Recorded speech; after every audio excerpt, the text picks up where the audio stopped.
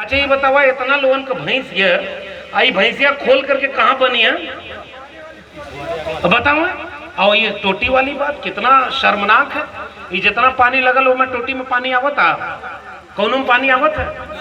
तो अब की 4 जून के ऐसन टोटी बटावे आप लोगन कि पूरा बीजेपी साफ हो जाए और समाजवाद का झंडा पूरे देश में लहराए। एक अपील हम आप लोगों से करे आए और वो अपील केवल इसलिए करना है, इसी घोसी के उपचुनाव में मैं, चूंकि वो शख्स यहाँ बैठे हुए हैं इसलिए मैं एक लाइन में वो जरूर जिक्र करूंगा। वो यहाँ बैठे हुए हैं और इनको पता है, और आदरणीय राजीव राय जी हम लोग लगातार संपर्क में थे, देख रहे थे इनको कि इसी घोसी के उपचुनाव में क्या हुआ, कौन नहीं उतर गया था यहाँ पर इनको हराने के लिए। और कुछ लोग जो आए थे अचानक, उन्हें लगा था कि ऐसे ही चुनाव लहर में जीत लेंगे, लेकिन घोसी उपचुनाव ने, मैं यकीन के साथ कहना चाहता हूं, लोकसभा चुनाव की पृष्ठभूमि के लिए हिम्मत भरने का काम कर दिया था और अप्रत्याशित चुनाव से जीते थे। आदरणीय सुधाकर जी हमारे बीच में बैठे हुए।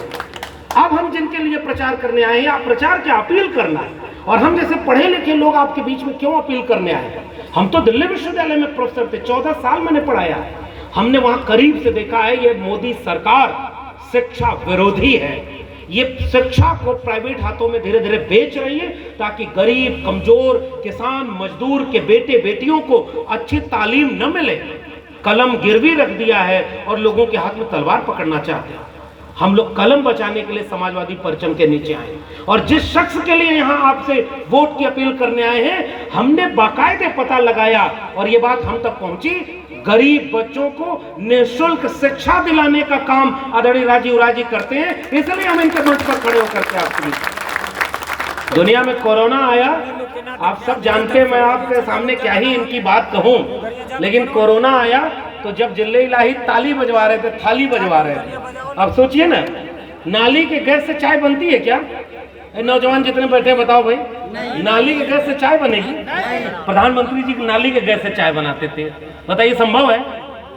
बादल आने पर रडार काम नहीं करेगा, बताइए संभव है? पढ़े लिखे नौजवान जितने हैं, झूठ बोले कि नहीं बोले?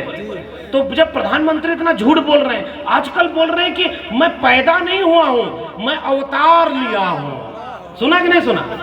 अच्छा, एक मतलब कुछ दिन बाद इनका मंदिर बनवाया जाए, इनका पूजा होकर। अरे भैया, देश में बहुत प्रधानमंत्री आए और बहुत प्रधानमंत्री चले गए, नेता आए चले गए, ये काम किसी ने नहीं किया जितना झूठ प्रधानमंत्री जी ने बोला। और इतना कोरोना में लोग मर रहे थे, बताइए कोई मजहब बचा? खून और ऑक्सीजन देने के लिए कोई जाति धर्म देख रहा था क्या? कोई देख रहा था क्या? इसलिए कोरोना में वैक्सीन लगाने के नाम पर चंदा की लूट ले ली कि नहीं?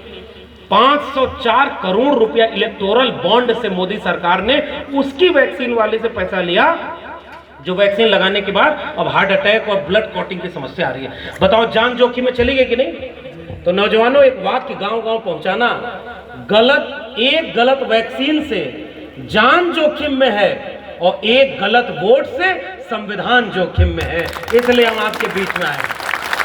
अगर एक वोट गलत पड़ गया तो ये लोग कह रहे हैं कि हम संविधान बदल देंगे। बताओ, मऊ के लोगों को संविधान बदलने वाले को वोट देना चाहिए क्या? नहीं। कभी उनको एक वोट गलती से भी मिलेगा क्या? नहीं। हम समाजवादी खेमे में खड़े होकर, आदरणीय अखिलेश यादव जी के खेमे में खड़े होकर, इंडिया गठबंधन के खेमे में खड़े होकर हम कहने आए हैं कि हम नौजवानों को 30 लाख रोजगार देने वाले नेता के साथ खड़े हैं, अग्निवीर योजना को खत्म करने वाले, किसानों का कर्जा माफ करने वाले, पढ़ाई, कमाई, सिंचाई, दवाई और ये सुनवाई के बात करने वाले इन नेताओं के पक्ष में आपको वोट मांगने के लिए आए हैं। तो बताइए, 1 जून को इतना वोट मिलेगा कि नहीं कि मऊ से एक ऐतिहासिक जीत दर्ज हो जाए? मिलेगा ना? और उस कोरोना में क्या आप लोगों को बताने की जरूरत है? 2-3-4 महीने हुआ है, नए नए प्रत्याशी बाहर से घूमने टहलने आए हैं, और आदरणीय राजीव राय जी के बारे में हम लोग तब से देखते हैं टीवी पर, जाति धर्म नहीं देखे इन्होंने। अगर इन्हें पता चला कि इनके इलाके का कोई एक जरूरतमंद अगर विदेश में भी फंसा है तो उसे अपने पैसे पर वहां से ले आए, और एक भी जरूरतमंद अगर इनके दरवाजे पर पहुंच जाए तो उसका मदद करने के लिए कुछ भी पूछते नहीं है। तो हम सब के नेता, मरहूम नेताजी मुलायम सिंह यादव जी एक नारा लगाया करते थे कि देश पर वो राज करेगा जो इंसाफ और इंसानियत की बात करेगा। मऊ की सरजमी पर आज एक इंसाफ और इंसानियत के नाते हम साइकिल पर मोहर लगाने के लिए आपके यहाँ बीच में आए। तो बताइए मोहर लगेगी कि नहीं? मोहर लगेगी साइकिल पर? राजू राय जिंदाबाद, जिंदाबाद, जिंदाबाद, राजू राय जिंदाबाद। आप जिंदाबाद तब होगा जब आपकी केवल सांसद नहीं चुनना है।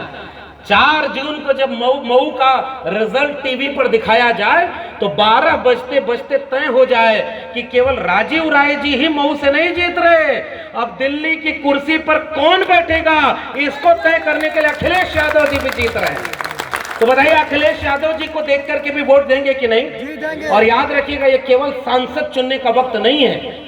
कोई गलती हो, कोई मतभेद हो, कोई मनमुटाव हो, कुछ भी हो, आज सब कुछ भुला करके बाहों में बाहें हाथ में डाल करके हर जाति के लोग, हर धर्म के लोग जो भी इस देश से मोहब्बत करते हैं, किसानों के जिक्र जिसको है, जिनको नौजवानों की बात करनी है, सब मोहब्बत प्यार से रहें, उनको मजबूत करना है। तो बताओ अखिलेश यादव जी से बढ़िया नेता कोई होगा क्या? और हमारे आजमगढ़ में तो देखिएगा क्रांतिकारी जीत होने जा रही है। तो आजमगढ़ में ललकार कर गए हैं तो उसका असर मऊ तक पड़ेगा कि नहीं पड़ेगा? मऊ से पीछे नहीं रहेगा। और आपने यहां पर कह दिया, आपके भरोसे पर मैं चाहता भी यही हूं कि आजमगढ़ और मऊ में कोई बंटवारा हम मानते भी नहीं, मऊ आजमगढ़ से भी ज्यादा वोट से जीत जाए, हम तो ये दुआ लेकर के आए। तो ये 3-4 महीने के लिए जो लोग टूर पर आए हैं उनके चक्कर में तो नहीं फंसेंगे? नहीं। वो लोग भी जाति धर्म का भेदभाव दिखा करके कह रहे हैं। चाचा को याद है ना, हमें किसी पे टिप्पणी नहीं करनी है, हमें केवल ये अपील करनी है कि पहचान जाति धर्म के नाम पर नहीं होती, विचारधारा के नाम पर होती है। कुल्हाड़ी का साथ देने के लिए कुल्हाड़ी जंगल